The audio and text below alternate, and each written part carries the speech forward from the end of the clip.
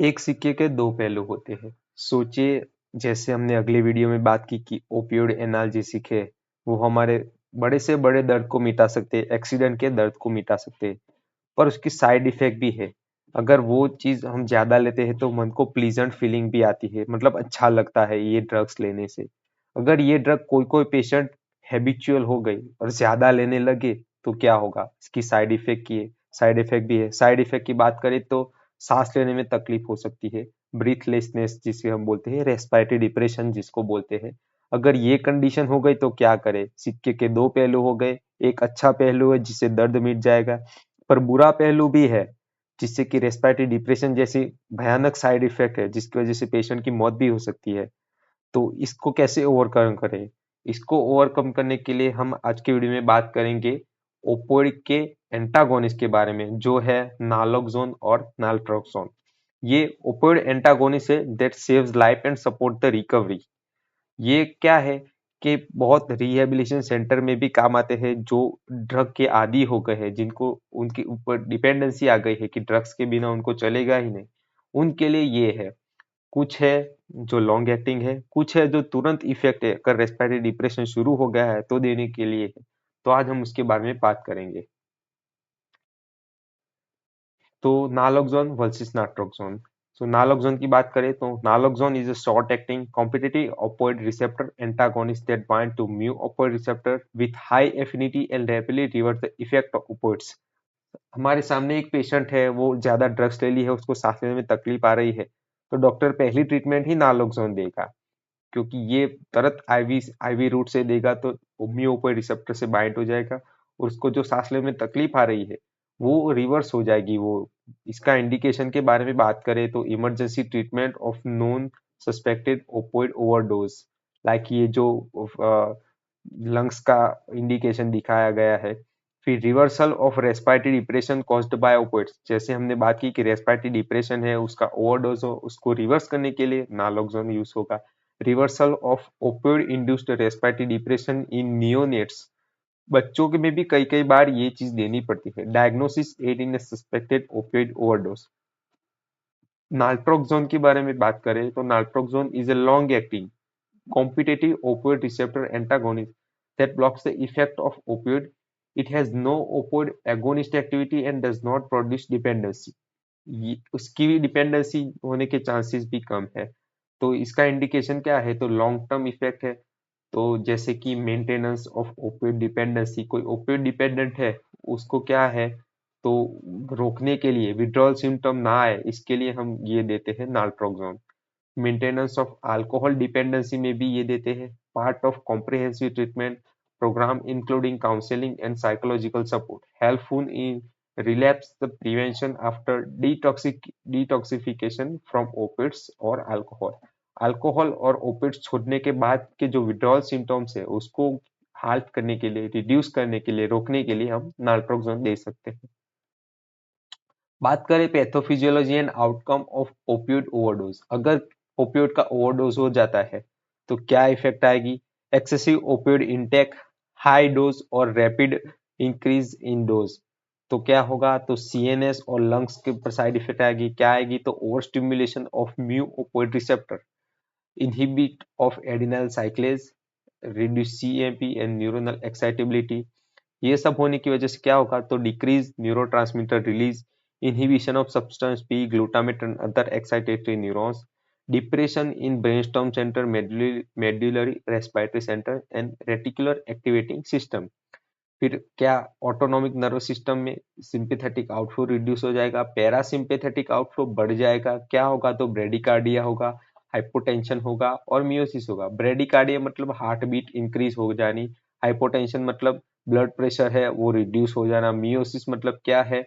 तो प्यूपिल का डायमीटर है वो बढ़ जाएगा।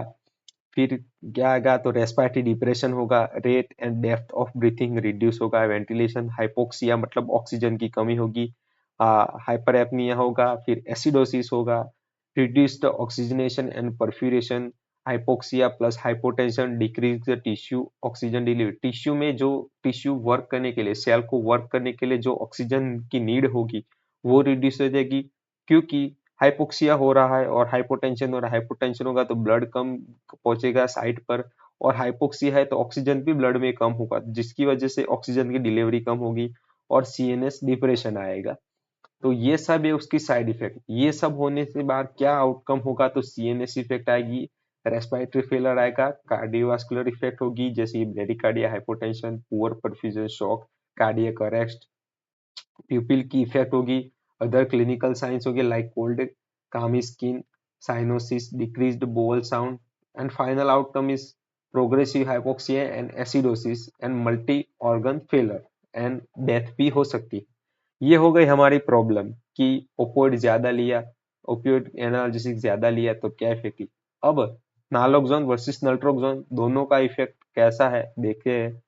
Naloxone is a pure opioid antagonist with high affinity of mu, kappa, and delta opioid receptors. It competitively displaces the opioid agonist and rapidly reverses their effect.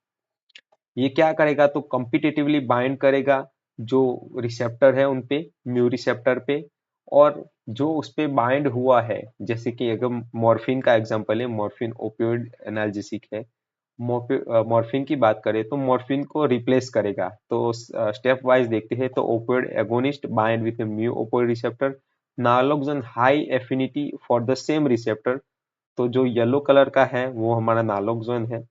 Naloxone displace the opioid agonist from the receptor, receptor से उसको remove करेगा opioid को, और खुद bind हो जाएगा। और क्या उसकी कोई साइड इफेक्ट नहीं है, पर ओपियोइड की साइड इफेक्ट थी जिसको उसने रिमूव कर दिया। तो अभी जो ओपियोइड की वजह से जो इफेक्ट आ रही थी, रेस्पिरेटरी डिप्रेशन आ रहा था, मियोसिस हो रहा था, ब्रेडिकार्डिया हो रहा था, वो क्या होगा, वो बंद हो जाएगा। Then block the receptor activation and reverse the effect. तो ये सब जो इफेक्ट आएगी वो रिवर्स होगी। तो reversal of opioid effect like respiratory depression and sedation. तो सेम टू सेम नाल्ट्रोक्सोन में, पर नाल्ट्रोक्सोन क्या है, with high affinity of mu, kappa and delta receptor, it blocks the effect of opiate for extended period and prevent the euphoria and dependency. Euphoria means feeling of happiness. कुछ चीजें लेने के बाद क्या होता है कि मजा ही आ गया, उसको यूफोरिया बोलते हैं। मैकेनिज्म ऑफ नाल्ट्रोक्सोन, उसका भी सेम मैकेनिज्म है। वो नाल्ट्रोक्सोन आएगा जो ग्रीन कलर से मार्क किया हुआ है, नाल्ट्रोक्सोन आएगा, ओपियोइड एगोनिस्ट है, उसको रिमूव करेगा उसकी जगह से और खुद वहां बैठ जाएगा, जिसकी वजह से जो इफेक्ट आ रही थी वो रिड्यूस हो जाएगी। ये आप स्टेप वाइज सब कुछ लिखा हुआ है, आप ये हूबहू एग्जाम में छाप सकते हो, समझ के लिखना है, रट्टा मार के कुछ भी नहीं लिखना है।